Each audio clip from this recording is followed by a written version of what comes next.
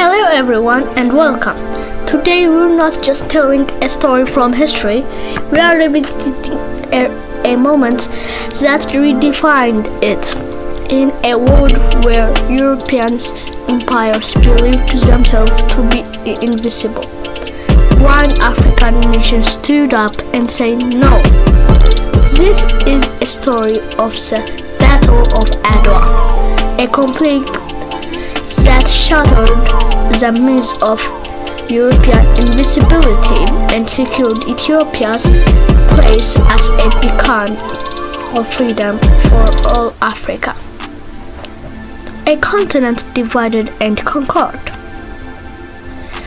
The late 19th century was a time of unprecedented global change, driven by a thirst for resources, power, and prestige.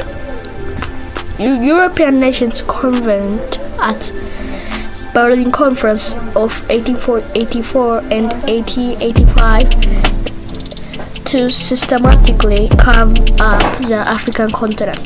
This was the Scramble for Africa, a brutal and swift period of conquest that left virtually no nation untouched. Italy, a newly unified country, was a latecomer to this colonial race, and its ambitions burned fiercely.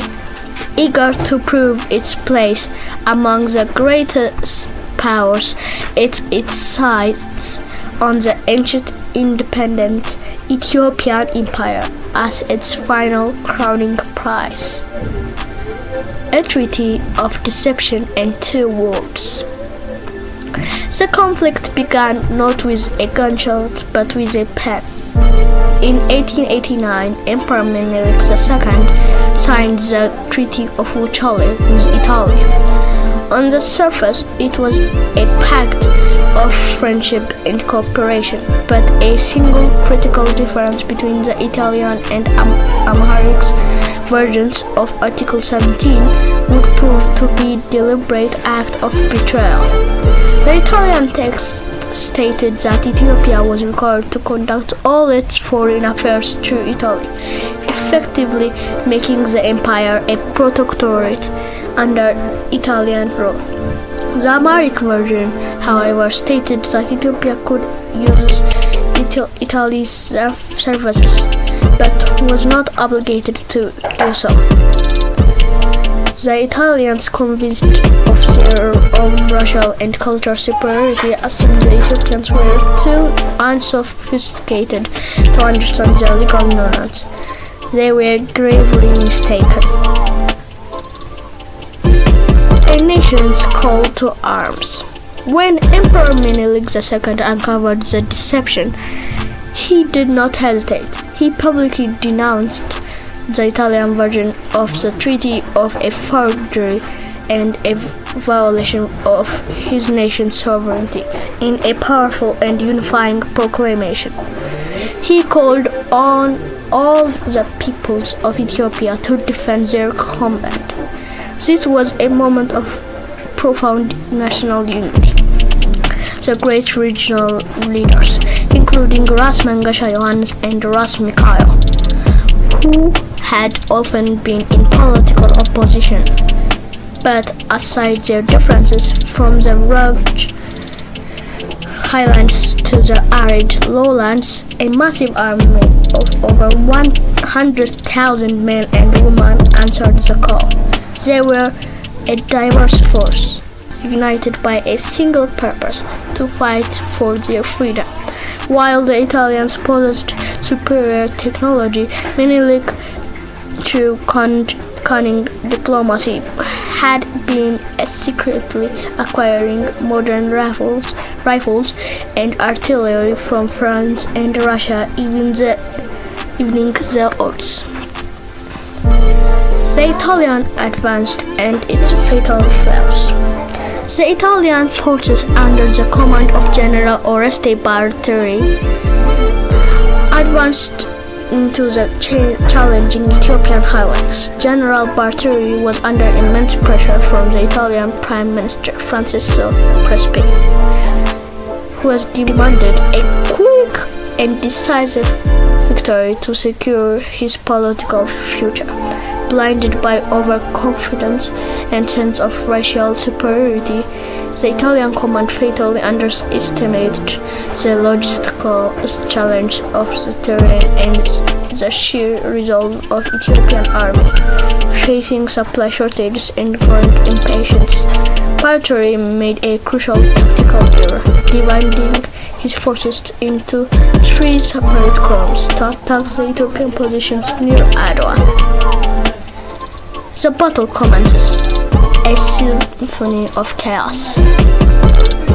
On the early morning of March 1, 1896, under a thick blanket of fog, the battle began. The Italian plan instantly unraveled. The dividing columns, unfamiliar with the rugged mountainous landscape, became lost and disoriented.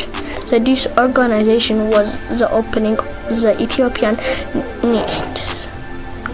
The main Ethiopian army, led by Emperor Menelik and guided by the brilliant military strategist Empress Taitu Beito, surged forward. Empress Taitu, on the battlefield herself, famously declared, "I am a woman, but I'll fight to the death." Her courage ruled the troops. The Italian columns were surrounded one by one. General Albertoni's brigade, cut off from the main force, was annihilated. General Dabromida's column was trapped in a deep gorge and decimated. The Ethiopians, with their vast numerical superiority and intimate knowledge of the terrain, were relentless. The modern Italian rifles were no match for the furious and overwhelming Ethiopian charge. A defeat of global proportions and its immediate aftermath. The Battle of Adwa was crushing and humiliating defeat for Italy. The Italian army suffered and a catastrophic loss of over 6,000 soldiers killed and thousands more captured.